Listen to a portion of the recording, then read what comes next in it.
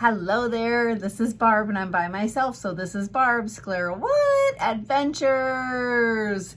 June is Scleroderma Awareness Month, and I thought a great way to celebrate and create some awareness would be to chronicle my scleroderma journey for you in small video tidbits.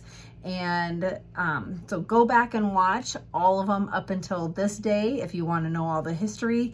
We are all the way up to 2003. And so we are now in Omaha, Nebraska. And this is not necessarily part of my scleroderma journey, but yet it kind of is.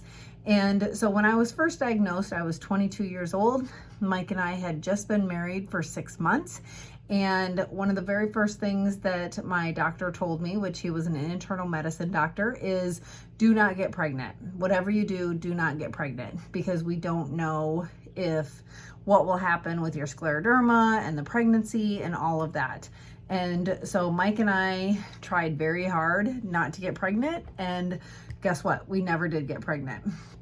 So in 2003, beginning of 2004, I was 10 years into my diagnosis. I was my early 30s now, and I thought it's kind of now or never. It is time for us to get pregnant and start a family if that's what we're going to do. And we tried for a while on our own. We were not successful. So then we went to the fertility doctor in Omaha, and we did 4 rounds of artificial insemination, which were not successful. And so one of the best pieces of advice is the fertility doctor told us to know when we were going to stop before we started.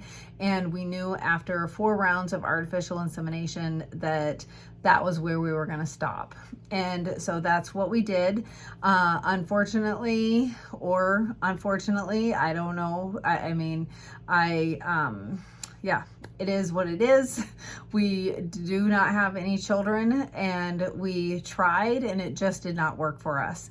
And so I figured that was God's way of telling me that maybe motherhood was not for me biologically.